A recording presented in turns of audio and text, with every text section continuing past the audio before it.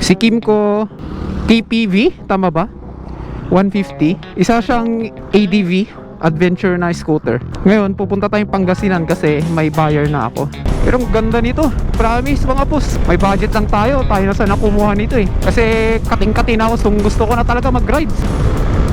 Tignan ang top speed niya. 122 na yun? Nakita ko yung speedometer ng NMAX 122. Ayan o, 103, 104. Ay, sana all. Papasana all ka na lang oh. Ba't parang wala ako sa sarili mag-vlog ka yan, Lawrence? Gising, tulog ka pa. Dito na tayo sa daan, kaya magising ka na. Dito yung gustong kong daan nun. Yung gamit ko pa yung KTM tapos yung CF Moto natin. Kasi dito na part mga boss, diretso to, straight siya na freeway. Ganda mag top speed dito. Yung R3 dito ko tinap speed dati.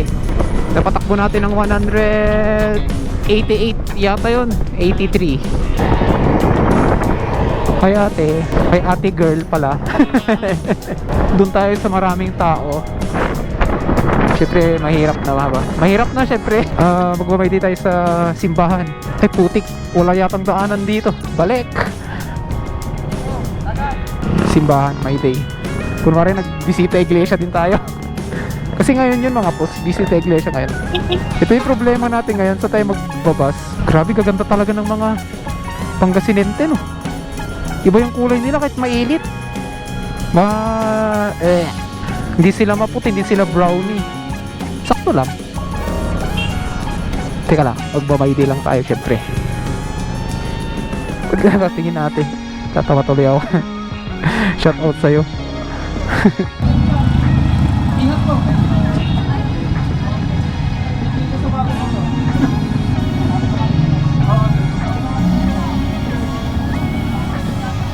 Solve na. Ang bigat ng helmet natin.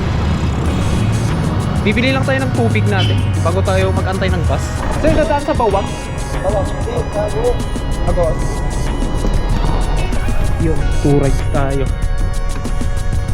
2 rides tayo. Hello? Tunay ka na rider sir. Salute sa'yo, salute. Teka lang, magmamaydi muna tayo bago tayo puntang Pangasinan. Dito, may day tayo dito bago tayo maghabulan. Joke lang. Siyempre, magmamaydi muna tayo.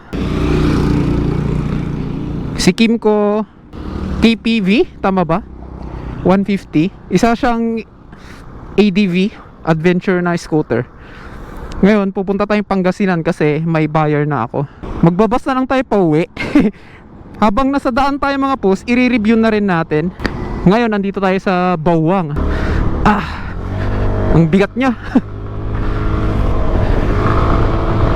Ganda dito mga post. Upright position siya. Ang smooth. Sa ang gandang tumayo dito. Yung kwento nito kasi mga post, matagal na to na sa akin. Pinapabenta ng barkada natin. Kaya may buyer tayo, sinut na natin. Ang ganda ng kanyang performance to. Ang smooth. Nakadrive na rin tayo ng ADV 160. Yung kay paring Paul. Shout out sa'yo, Paul Eddie De Perio. Naka ADV 160 siya. Gusto ko lang i-compare tong KRV 150 ng Kimco. Actually parang mas trip ko to, yung kanyang riding position lang. Siguro iba lang kasi tong kanyang manubela. Kung napanood nyo last time, last vlog, kahapon, gamit natin yung ADV ni paring Paul, diba? Kaya medyo fresh pa sa utak ko yung kanyang body position at performance. Pero sa power naman, doon tayo sa 160, diba? 160 na yun eh, laban mo naman sa 150. Pero ang ganda nito, promise mga boss. May budget lang tayo, tayo na sana kumuha nito eh. Pero okay na tayo dun sa dalawang alaga natin. Mahirap mag-maintain. Magkikita daw kami sa Pangasinan, San Fabian. Pagbabas na lang ako pa uwi para makapag-rides na rin. Kasi kating-kati na ako sa pagra-rides mga boss eh. Gusto ko na talaga mag-rides. Tignan ang top speed niya. 122 na yun. Nakita ko yung speedometer ng NMAX 122. Ayan o, 103, 104, 123 yung nag-overtake siya. Ano kaya yun? Speedometer error? Error siguro ng speedometer. Try natin sabayan.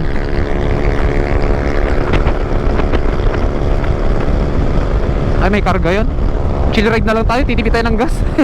Wala kasi akong matawag na kasama ngayon. Nag-ride silang lahat. Yung iba naman, bebe time, my god. Kaya ayun, tayo na lang pupunta. Di bali, malapit lang naman. At saka may mga bus naman, no, nakikita ko. Oh, yan, saan galing yan? San Fernando, pa San Fernando. Di bali, sure buyer naman si sir. Nag-send siya ng ID. Kaya sure buyer yun. Hindi tayo mapapagod. Okay na to, 90. Natakbo. Grabe naman mag-drive yun. Shout out sa'yo, sir. At tayo'y magbo-motor. Grabing init. Sobrang init, lods. Tagos hanggang sa jacket. Bali pa yung jacket na nakuha ko. Dapat doon na lang kami nag-meet sa may dagupan, no? Para magpigar-pigar tayo sa usok. Uson pala, uson. Usok. Na-miss ko rin yung mga ganito, no? Mga pus. Naalala nyo, yung lagi tayong solo ride. Napupunta sa malalayo. Mahal na kasi ng gas ngayon, grabe. Pero meron tayong long ride. This 14 Atok ride tayo. Atok or Tinok, I mean. Sa dalawang yon kung kaya ng kasama natin. Kasi meron tayong kasama doon. Naka NMAX V1 si Darlene. Yung talagang location namin na pupuntahan is Atok. Pero kung may time pa kami, tapos kaya pa niya, edi diretso na kami sa highest point, Tinok. Di bali, malapit naman na doon. Lampas lang naman ng Bugyas. Alam ko naman na kaya niya yun eh. Ang relax talaga nitong Kim ko na to. Kahit sabihin yung China bike siya. China ba to? Saka na-adjust to. Pero ayoko i-adjust. Pangit naman kung masyadong mataas eh. Okay na yung ganyan, sakto lang. Yung ilaw niya, yung pinaka-trip ko dito mga pus. Sa akin lang, para siyang CT400 ng BMW talaga. Legit. Kamukhang kamukha niya. Medyo. Ay, ang bagal lang. Ay di, may throttle pa pala. Nagtitipid lang tayo ng gas. Kahit walang gas mga pus, daming nagra-rides ah. Dito, paparay tayo dito. Nagupan, 30 kilometer.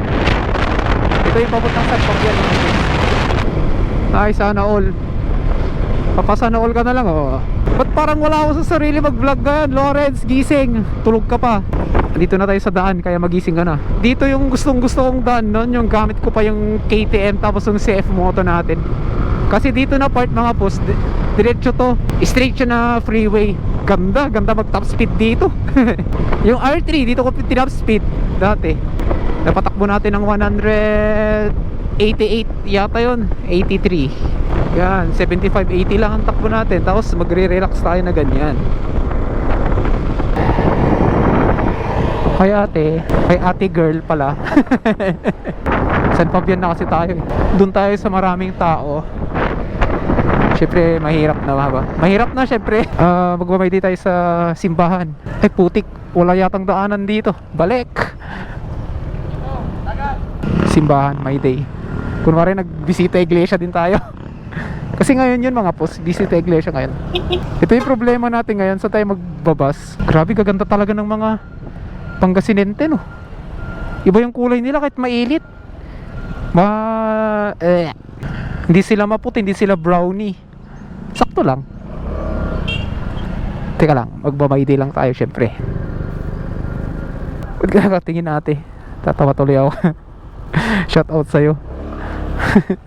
Alam mo mga post kung vlogger ka, kausap mo lang yung sarili mo sa helmet at tumatawa ka mag-isa ganun. Ayun, may pa San Fernando, ganun no. Putik, puno. No choice, tatayo talaga ako mamaya. Feel na feel ko na to. Saan kaya tayo magkikita? Dito na siguro, 7-Eleven. Oh, di ba? Ganda-ganda niya. Ang bulky ba? Pupunta tayo sa Mangaldan. Pero dito tayo ngayon sa San Fabian mga pus. Doon na lang daw kami magkita. Mas maganda daw doon kasi mas marami daw yung bus.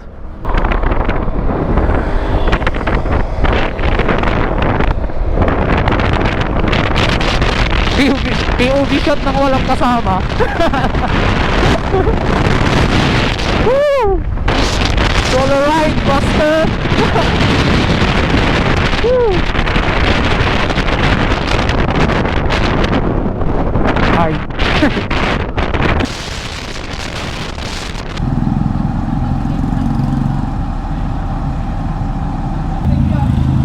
Ingat po.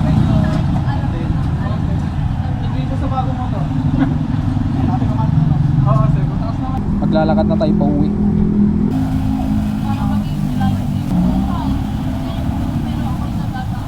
solve na.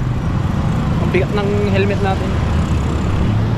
Bibili lang tayo ng tubig natin bago tayo mag-antay ng bus. Sir, dadaan sa Bawag? Bawang hindi, sago. Ako, sige.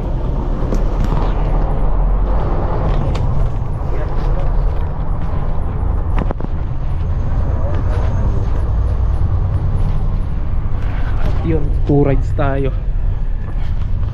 Magto 2 rides tayo. Yan mga pus, dito na tayo. Grabe, sakit sa ulo. Next time kung sasakay na ako ng bus, aircon na. Grabe, ang init. At yun mga pus, tatapusin ko na yung vlog. Next time ulit sa adventure natin. Peace out.